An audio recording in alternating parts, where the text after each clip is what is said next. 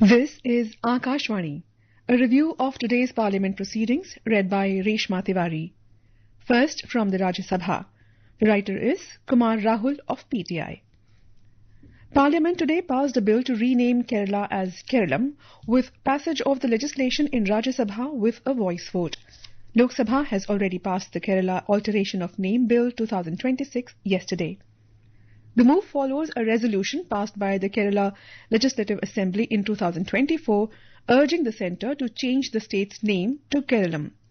The Kerala Alteration of Name Bill provides for amendments to be made in the first schedule to the Constitution by modifying the name of the state of Kerala as Keralam in accordance with Article 3 of the Constitution.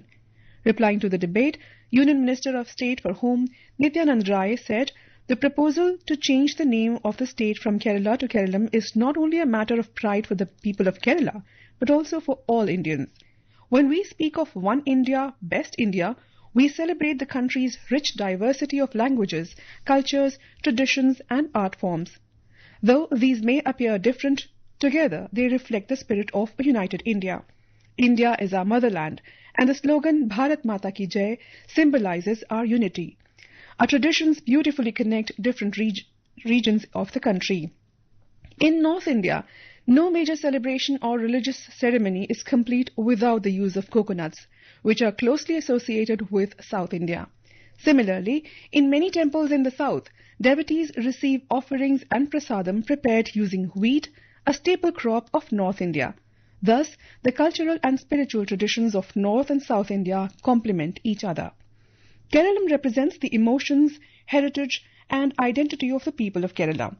Therefore, the proposal to adopt the name Keralam is a matter of pride for all of us as Indians. During the debate, Rashtriya Lok Morcha member Upendra Kushwaha demanded that the name of Patna be changed to Patliputra.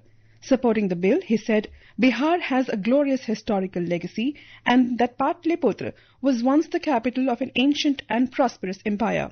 He expressed hope that the proposal would receive expeditious consideration. BJP member Shomik Bhattacharya also called for changing the name of West Bengal to Paschim Bongo. He described the present name as a colonial-era legacy and urged the government to consider the change in line with regional identity and cultural heritage. Vijay Chintakaila of TDP, A.A. Rahim of CPIM, Sudhanshu Trivedi and Leher Singh Siroya of BJP, Jose K. Mani of KCM, Santosh Kumar P. of CPI, Harish Biran of IUML, R. Nazre of UPPL, L. K. Sudhish of DMDK participated into the debate. Minister of State for Social Justice and Empowerment Ramdas Athwale and Minister of State for Tourism Suresh Gopi also participated in the debate.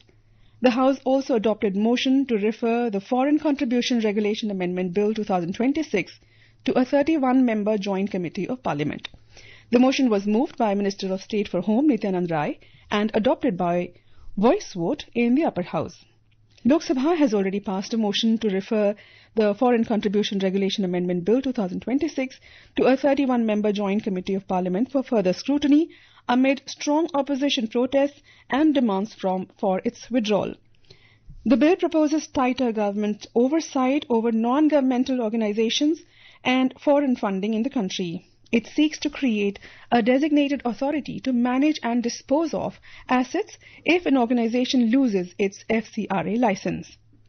Opposition parties have alleged that certain provisions of the bill could affect legitimate foreign funding for Christian NGOs and minority-run social welfare and educational institutions. The government has maintained that the proposed legislation is not religion-specific and is aimed at regulating foreign contributions. The upper house passed a bill to broaden the mandate of the National Cooperative Development Corporation NCDC to give loans and grants directly to cooperative societies in the country. It was passed by the Lok Sabha yesterday. The NCDC, a statutory organization under the Ministry of Cooperation, was established in 1963 under the National Cooperative Development Corporation Act 1962. Replying to the discussion in the upper house, Minister of State for Cooperation Muralidhar Mohol said, the amendment does not involve any additional budgetary assistance from the government. He said, The proposed changes are aimed at broadening the mandate and financial scope of the NCDC and making it more effective in line with the changing needs of the cooperative sector.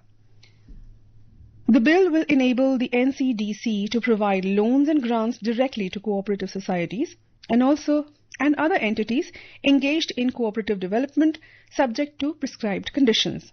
It also allows the corporation, with the centre's approval, to participate in the share capital of cooperatives and related entities. The bill seeks to widen the institutional channels through which assistance may reach and strengthen the cooperative sector, while cooperative societies will continue to remain the primary beneficiaries. Participating in the discussion on the National Cooperative Development Corporation Amendment Bill 2026, Janata Dal United member Sanjay Jha praised Bihar Chief Minister and Rajya Sabha member Nitish Kumar for abolishing the Agricultural Produce Market Committee or APMC system in Bihar, saying the move eliminated middlemen and ensured direct payment to farmers. Jha said Bihar replaced the APMC system with procurement through primary agricultural credit societies, commonly known as PACs. He said farmers now receive payments directly into their bank accounts, which has improved transparency and efficiency. Jha also highlighted Nitish Kumar's contribution to strengthening the cooperative sector and promoting women's financial inclusion in Bihar. Members of the opposition INDIA bloc staged a walkout during the discussion on the bill. When the House reassembled at 2 p.m. after an earlier adjournment, Deputy Chairman Harivansh took up the bill for discussion. As BJP member Ram Rao Sakharam Vadkute began speaking on the bill, opposition members continued their protests. Leader of Opposition Mallikarjun Kharge raised the issue of Amit Shah's absence from the House, saying it should not become a regular practice. Leader of the House JP Nadda rejected the charge and said the government was prepared for every discussion. Amid the exchanges, the chair directed the debate to continue, following which INDIA bloc members walked out of the House. Earlier, the House was adjourned without transacting any business following an uproar over BJP MP Sushmita Dev's alleged remarks against CPM's John Brittas. Soon after listed papers were laid on the table at the start of the day, Brittas raised the issue of him being targeted with the Lungiwala slur by Dev. While Brittas found support in opposition ranks, Treasury benches demanded that Dev be heard before passing any order. Amid a ruckus, Chairman C.P. Radhakrishnan, who ruled that he would call the MPs concerned to his chamber to discuss the issue, adjourned the proceedings till 2 p.m. Chairman C.P. Radhakrishnan expressed concern over discourteous and undignified comments being made in the House. He reminded members that India's culture is inclusive and respectful of diverse regional identities and urged them to avoid remarks that could hurt the sentiments of fellow members. Parliamentary Affairs Minister Kiren Rijiju and Leader of the House JP Nadda requested that Ms. Dev also be given an opportunity to present her version of events. The chairman said he would call the concerned members to his chamber to discuss the matter. Amid continued protests and slogan shouting by members from both sides, the House was adjourned till 2 p.m. And now a review of proceedings in the Lok Sabha. The writer is Asim Kamal of PTI. The Lok Sabha today passed the Mines and Minerals Development and Regulation Amendment Bill 2026 without a debate amidst an uproar by the opposition. The bill seeks to prevent states from levying additional taxes on mineral rights. With this bill, the centre seeks to take under its control the regulation of mineral-bearing lands having mineral contents in accordance with the parameters prescribed under the MMDR Act. Union Coal and Mines Minister G. Kishan Reddy moved the bill in the House for discussion and passage when the House reassembled at 3 p.m. after two previous adjournments due to protests by opposition members. Opposition members were raising slogans demanding a discussion on the alleged theft of donations from the Ram Temple in Ayodhya and a response from Home Minister Amit Shah on police action against protesting students last month. Opposing the bill, RSP's N.K. Premachandran stated that it goes against the constitution and the federal structure. The bill states that no tax, cess or such other levy should be imposed by the state government on mineral rights. Besides, the bill proposes to provide that any such tax, cess or other levy which is not deposited with the state government or recovered by it before the commencement of the MMDR Amendment Act 2026 would be deemed to be invalid at all material times.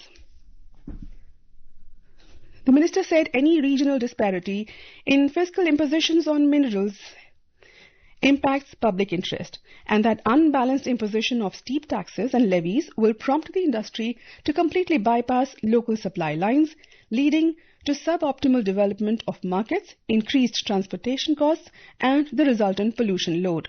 He said there is also a risk of an increase in imports of minerals despite having sufficient local mineral resources as domestic mineral supply becomes expensive. The minister said that excessive tax burden at the extraction stage or otherwise may ultimately increase the cost of goods and service and consequently the cost of living for the common citizen in the country. When the House reassembled at 2 p.m. after one adjournment in the morning, the Lok Sabha passed a motion to refer the Foreign Contribution Regulation Amendment Bill 2026 to a 31-member Joint Committee of Parliament for further scrutiny amid opposition protests and demands for its withdrawal. The motion, moved by Minister of State for Home Nityanand Rai amid sloganeering by opposition MPs demanding the presence of Home Minister Amit Shah in the House, provides for a committee comprising 21 members from the Lok Sabha and 10 from the Rajya Sabha. The members from the Lok Sabha will be nominated by Speaker Om Birla, while those from Rajya Sabha will be nominated by Chairman C.P. Radhakrishnan. The committee has been asked to submit its report to the Lok Sabha by the last day of the first week of the winter session of Parliament in 2026. Before the motion was passed, Congress MP K.C. Venugopal said the opposition had only just received information about sending the bill to a joint committee and alleged that the legislation was aimed at minorities and NGOs. He said this is clearly targeting minorities and NGOs. Venugopal said the Congress demands that the bill be withdrawn. Parliamentary Affairs Minister Kiren Rijiju rejected the charge, saying this is not targeted at any minority community. Rijiju said the Congress and other opposition parties had themselves been demanding that the bill be sent to a House committee. He said that if they have any reservations about the bill, they can speak in the JPC. BJP MP Jagdambika Pal, who was in the chair, said the government had agreed to the demand and therefore there would be a threadbare discussion in the Joint Parliamentary Committee. Samajwadi Party MP Akhilesh Yadav said the entire opposition is against the FCRA bill and took a dig at Home Minister Amit Shah for not being present in the House. Referring to Rijiju's assertion that the proposed legislation was not against minorities, Yadav said the minister should clarify which bill they brought till date was not against minorities. DMK MP T.R. Balu also demanded that the bill be withdrawn. Responding to the opposition's allegations, Rijiju said he was making the assertion with responsibility and challenged Mr. Yadav to point out any provision in the bill that was against minorities. The bill was introduced in the Lok Sabha on March 25 and proposes tighter government oversight over non-governmental organizations and foreign funding in the country. It seeks to create a designated authority to manage and dispose of assets if an organization loses its FCRA license. Opposition parties have alleged that certain provisions of the bill could affect legitimate foreign funding for Christian NGOs and minority-run social welfare and educational institutions. The government has maintained that the proposed legislation is not religion-specific and is aimed at regulating foreign contributions. Nagaland Chief Minister Neiphiu Rio and Mizoram Chief Minister Laldu Homa had earlier urged the centre to refer the bill to a joint committee for detailed examination, while Meghalaya Chief Minister Conrad K. Sangma had also raised concerns over its provisions with the centre. After a brief adjournment, the House again reassembled at 3 p.m. when it passed the Mines and Minerals Bills. Amid opposition protests, Rijiju said the government was ready to start a debate immediately on the student protest over the NEET issue, and Home Minister Amit Shah has already written to the Speaker about this. He said the opposition should not run away from the debate when the Home Minister was ready to answer all their questions. As the standoff continued, with the Treasury benches also raising the issue of students' protest in Jharkhand, the House was adjourned by the chair till tomorrow 11 a.m. Earlier, in another development, the report of an inquiry committee that investigated allegations against Justice Yashwant Verma was also laid in the Lok Sabha during the proceedings. Verma was facing removal proceedings over the alleged discovery of unaccounted cash